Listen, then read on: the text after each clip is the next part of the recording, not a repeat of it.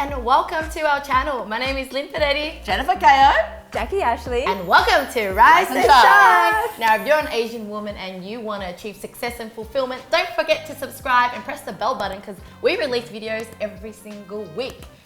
Now, ladies, for our episode, we want to talk about money. What does it mean to be rich? But the secrets of the crazy rich Asian. Now, have you seen that movie? absolutely. love it. Tell me, what did you like about that movie? Was it because they're crazy, or you knew straight away they're talking about like people who are like crazily rich? Oh, both. Love it because they're crazy and they're rich, and there's some hotties in there too. So I think she only went for the hotties. Are you sure? Are you sure that was the order of the ranking for you, Jacqui? well, no, money comes first. You know, the fact that they're all rich is, you know. So you were curious. You were curious Yeah, I about was how curious. these people live, Yeah, right?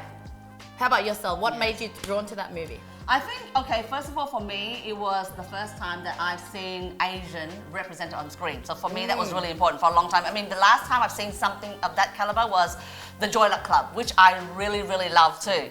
And then now, having seen Asian, Crazy Rich Asian, I thought, oh wow, you know, we've got another one. And it just showcased, it puts, I mean, I guess it gives Asians a voice and a visual, you know, like voice. But then it really portrays something that I'm like, no, I don't like that about, you know, because they're portraying crazily rich where they're just like throwing money around and this arrogance of richness, which is just not what I believe in. And so in this video, I want to talk about like, what does it really mean to be rich, like in our perspective, right? So like for yourself, when you were growing up, did you want to be rich? What did rich mean to you back then? Well, see, as I was growing up, when my father first came here, he wasn't rich. He came here, he said, and I remember he had basically fried rice. He had like $13 to begin with. So, but he built the determination to want to make money. And, you know, that growing up, I think was, you know, his idea of, you know, money can buy love, you know. And so for me, growing up, is richness is not just about money, but what it can give you, the family, you know. It's not just buying stuff, but, you know, the relationship that we have, the life that we have. And that, to me, is richness, is about being rich. So you were brought up really well, because when I was growing up, I felt like I needed to prove with money, because I remember giving my mum a gift, and it's a card. Well, first of all, she liked that it's a card, because what did she think next? Oh, there's money in there. So she literally opened the gap and go, why did you get me a massage voucher for? I'm like, Mom, like, it's not all about the money. And every time I would buy her a dress or something, because I thought that's thoughtful, right? But she'll be like, I don't wear this dress, I don't like this card, but as soon as I give her money, you know, that's what makes her happy. And so for the whole of my life, I'm thinking I want to get rich. Not just to like, I guess it's like, I just want to show that it's not all about money. I felt like I wanted to be rich to show that, see, it's not really all about money. Even though I didn't have money back then, I kind of knew the answer.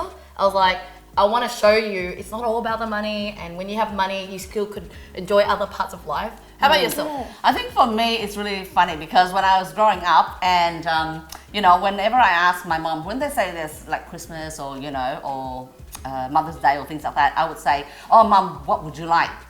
And her answer for almost every year is, I just want you to be good. Oh. And I was thinking, wasn't I already good? Like, I was always trying to do everything that's right already. So what do you mean, more good than this? I mean, how could I possibly be more good, right? So usually she says, oh, I just want you to do, and then advance on to, I want you to get better grades. Okay, so I went from, I need you to be good to, I want you to have better grades. But as I got a bit older, is she leading to, she wants you to be rich because of the grades? Or have you always been, it seems like your parents are quite, I don't know, grounded, not the typical Asian that just wants money. No, I don't know, yours. Well, the thing is, because, see, the difference is being born in Australia, it's different because you've got that Western influence, right?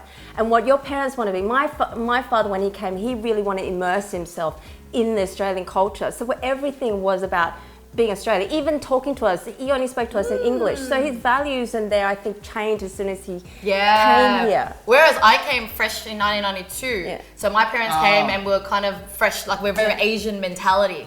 So they were just working hard for the money, you know, and and then they also believed that rich people deserve more. So I remember when I was only 5 or something, my dad said I couldn't drink this Sprite because he said, who do you think you are? Because it was my richer, you know, overseas family members came to visit and they could drink that, but I can't. And that was that turning point where I'm like, Dad, we are the same as everyone else, you know? It doesn't matter if, I don't know why I was a kid, but I knew that. And so then now I am showing that, like I achieved success. At the first though, it was kind of unhealthy because I wanted to prove to my parents that I can make money. But then I had to let that go, and now I made money, but now I'm enjoying to be able to give that money and showing that money isn't, you know, it shouldn't dictate you. It shouldn't make you think you're worse than other people or better than other people. I think for me, the turning point would probably be in year 10. And the reason why it has nothing to do with my parents, because a lot of time my parents are too busy working and they're never around. So I was being the parent. Like at the age of 13, 14, I was parenting all my siblings, you know what I mean? So I didn't have sort of like parenting things like that, influences. But what I did have was reality hits when I was in year 10, because growing up my parents were very strict, so we went out of the house, so all I knew was just school and home, and that was it, right? Whatever the reality that my parents bought for us, safety. But when I hit year 10 and we have to do work experience, that's when it hit me. And we've got girls in the school that goes, oh, you know, my dad's a lawyer, so I'm going to do work experience at his firm, so she's got all that stuff sorted out. Then another one says, oh, my mum's friend works at a radio station, I can go down to radio station. I was like, oh, great for you. And then I'm turning around, I'm thinking, oh, well, great. My mom works in a factory, so I don't think I want to work in a factory. And my dad at that time was doing construction work for another construction company. So I was thinking, I don't want to go there either. And I'm looking around at my options and trying to do things on your own and go and apply for these things when you're really sheltered and you've not been out of the house was the most challenging thing to do. So at that point in my life, I knew that you have to have the right network to go anywhere. And from that point on in year 10, that was all I focused on. See, that was a huge turning point for me, was work experience.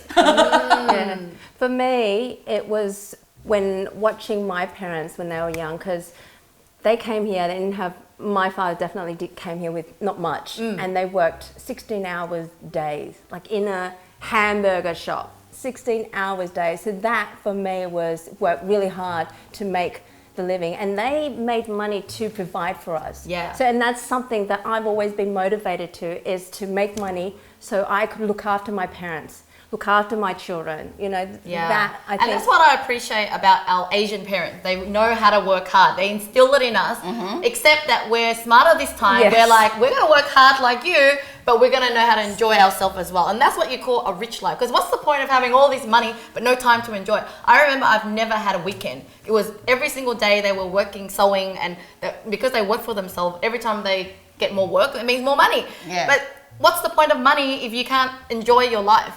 And so I'm like, when I get older, I'm going to make money, but I'm going to enjoy myself, because who knows how long I live.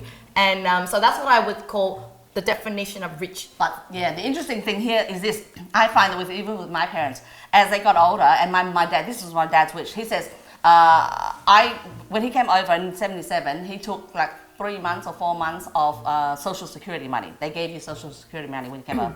Then he went and worked. So after he went and worked until he retired, he said, when I retired, I don't want to go on government pension or whatever, right? So then I schedule and I structure his retirement, his portfolio.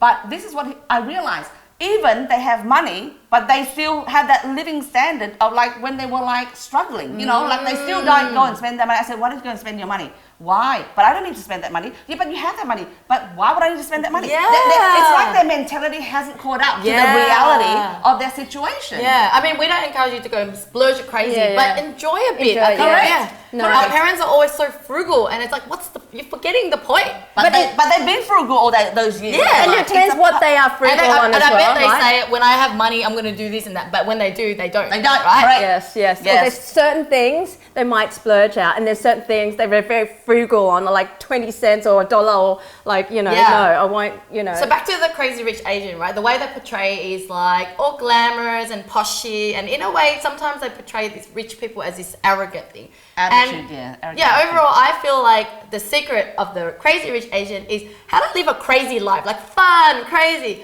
Rich meaning rich, full of relationship quality, time with your family, Life experiences. but use the money. Life experience. for your- Enjoying yes. life and working smart, you know. Yeah. Having fun, you know. And you've always loved contribution.